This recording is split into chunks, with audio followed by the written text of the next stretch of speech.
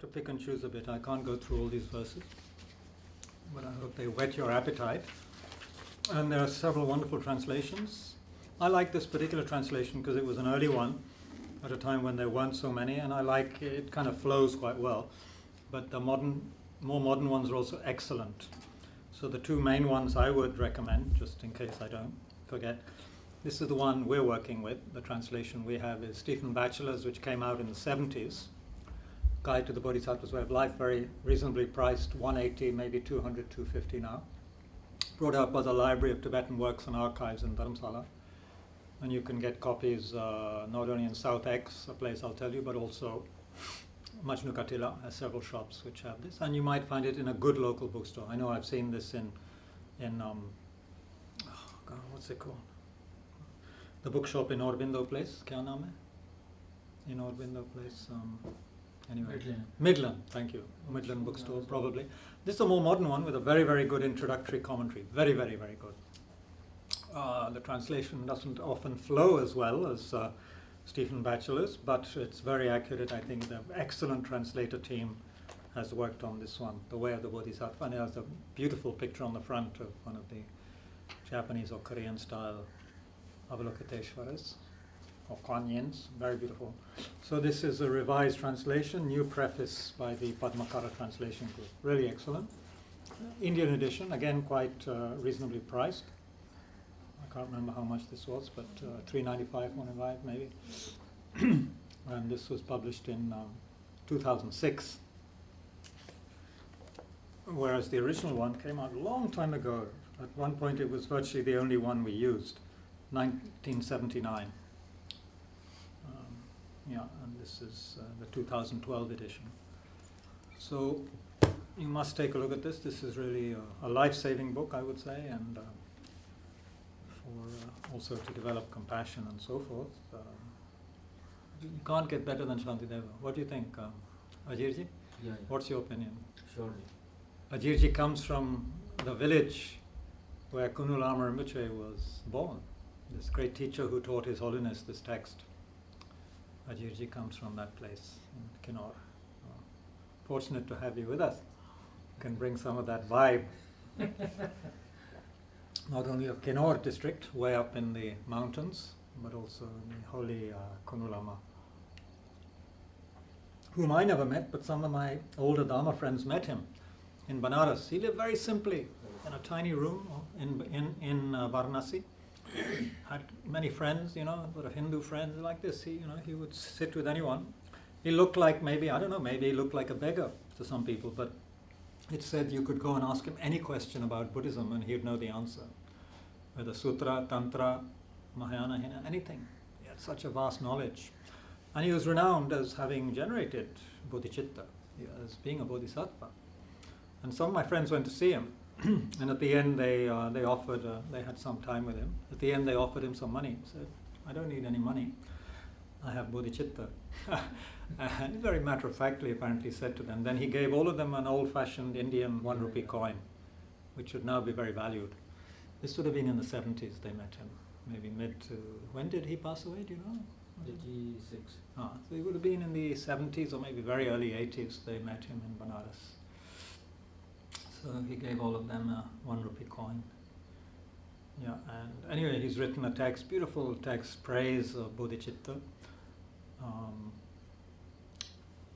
Called, I think, Wide as the Heavens, Deep as the Sea, is the translation's title of that. Very beautiful verses on bodhicitta that he wrote spontaneously, since that was one of his main practices. And that's why His Holiness Dalai Lama, once in the middle of the crowd in the street, he prostrated to Kunu Lama Rinpoche in the street. People are saying, who is His Holiness bowing down to in the street? And it was to Kunu Lama Rinpoche, for his kindness in teaching him this text, and for being such a great being. Very amazing. He must have been amazing. But you see photos of him, he just looks like an old man in old clothes, Maybe a beggar. Okay, so anything you want to comment on right now? This verse 31 is really amazing. It's so wonderful. This is what mothers do, right? the mother doesn't expect thanks from a small baby. And it's not asked of her. She just does it because she loves the baby. Right? Hopefully. Not doing it because she's being paid to do it, or the husband is threatening to beat her if she doesn't. But most mothers just take care because it feels natural to care for the baby, to look after with love. Okay, so there's much more in that chapter, because that chapter has many verses. I only chose 4 out of kitna hai? First chapter mein 36 verses. Yeah, 36 verses. So if you want, this is like a trailer. They show these wonderful trailers. You know, they're so clever at making trailers of movies nowadays. You see the trailer of 2 minutes, and you have to see the movie. You know, you just have to go and see the movie because the trailer is so good. So I hope I'm giving a good trailer of Shantideva, so that you rush to the bookshop today itself, or maybe tomorrow, not tomorrow, yeah, whatever, within a week, because next week also we'll be doing, it's going to be put on the program. Next Saturday also we'll have at least half a day on Shantideva. Okay, so you can buy the book. Also, maybe we'll buy some copies so that people can get it here. Okay, chapter 2. Okay, so you've the first chapter is about the benefits of the spirit of awakening. So there's such incredible benefits. You know, you benefit, you change. It's like transforming lead into gold. You transform this body and mind, which is only concerned about itself, is just going to get old and die in a decrepit way and just have a miserable rebirth because we haven't bothered to practice in our life. So this transforms it into like a amazing, being who is then benefiting others as part of their nature. That's their job description. In one of the texts it beautifully says a bodhisattva is a slave unpaid by the world.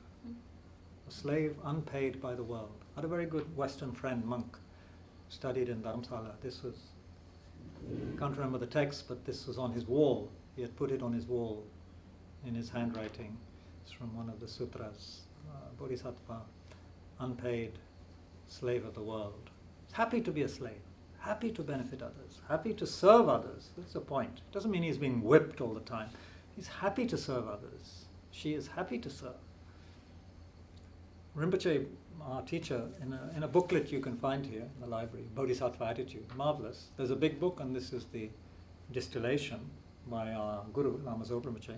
He says sometimes he hears people who are working for the organization in the meetings say, oh, this person is using me, This person is using me. He says, as a bodhisattva attitude is, you're happy to be used by others. You should be happy to be useful to others.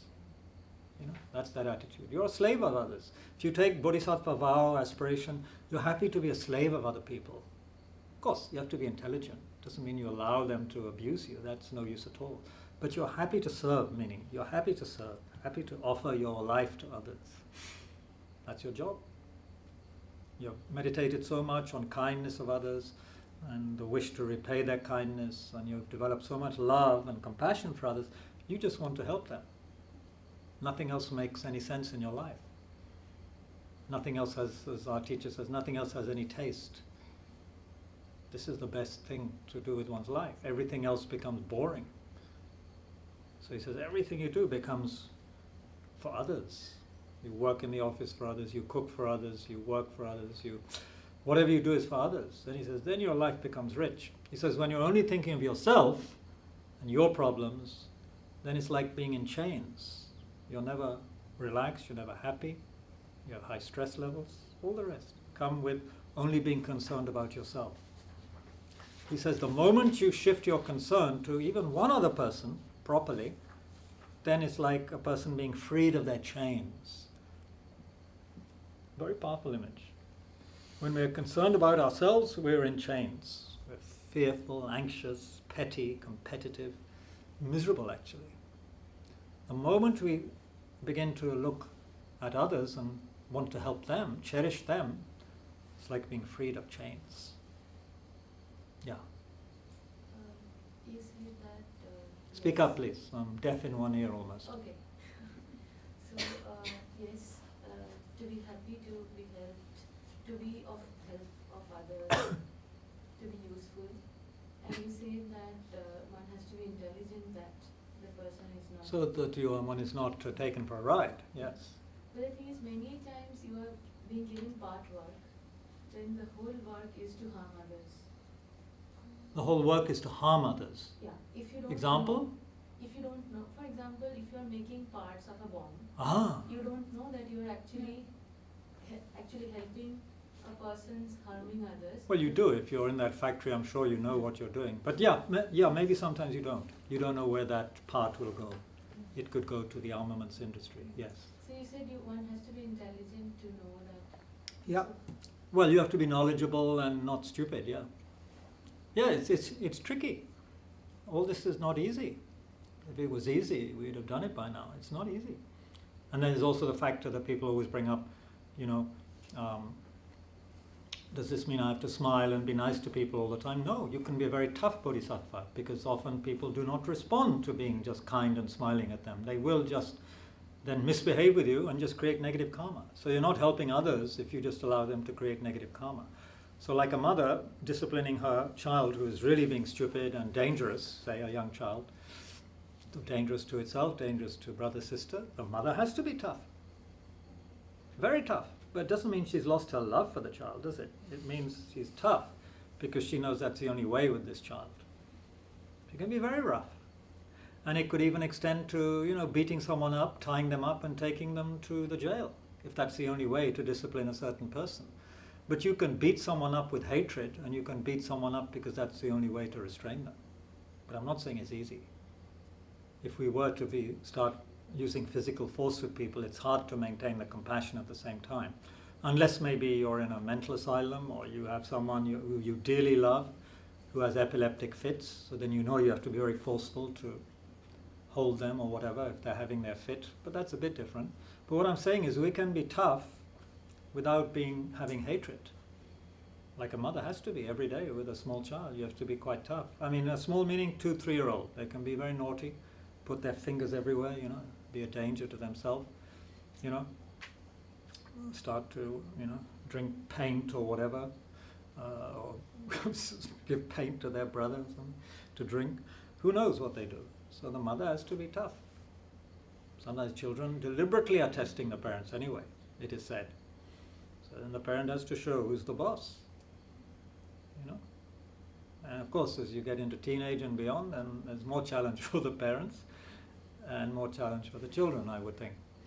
If my own memory of my adolescence is any guide, it's very tough for parents to look after 2 adolescents. Wow. Very difficult. Anyway, if we have this mind of compassion, we can do it more easily because we already offered ourselves to others. We don't want always this recognition for ourselves. It's like if you're a laborer, in Chandni Chowk whose job is to push heavy thalas with sacks on them, then you don't complain that you're not sitting in a Mercedes with AC. You just know what your job is and you do it. If you tell the guy to get out of the Mercedes and do that job, he'll freak out. But if we know already our job is to serve others, that's our job. That's our job description. We ourselves accepted it. Then it's okay. Something like that.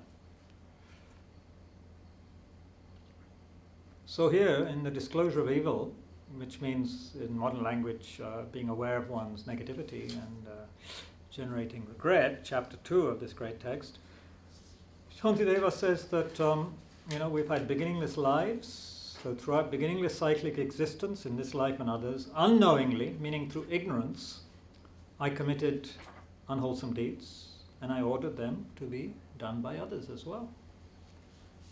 And overwhelmed by the deceptions of ignorance, I rejoiced in what was done in these negative actions. I rejoiced. So not only did I do it, I did things, I made other people do negative things, and I rejoiced in negative things that were being done. Yeah.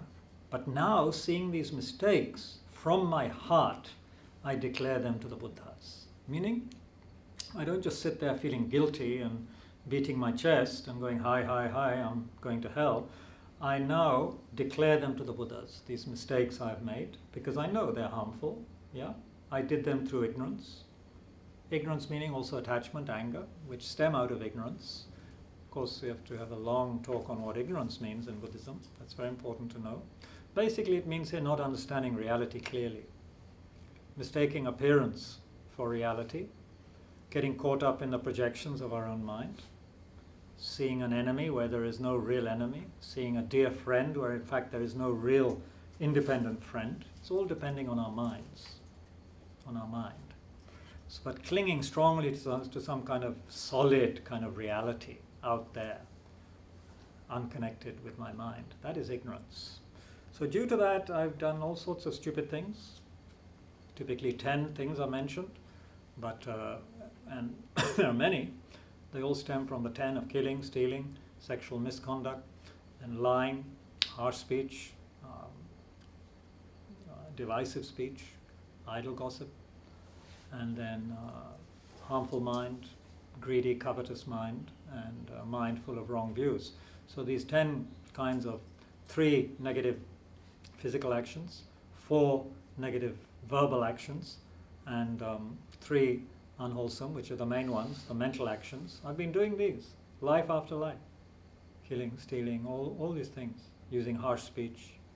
Look how much harsh speech is used nowadays. Look how much it's being used to whip up nationalistic feelings on both sides of the border.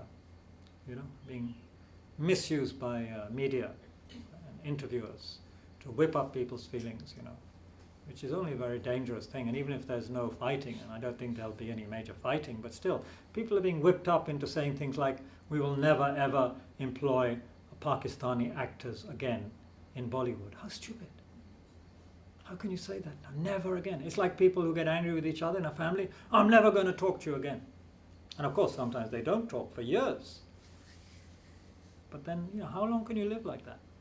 Do you want to live like that with a neighbor? If they're good actors, an actor is a human being who just wants to act, man. They're not concerned so much about what happens or doesn't happen in Kashmir or whatnot.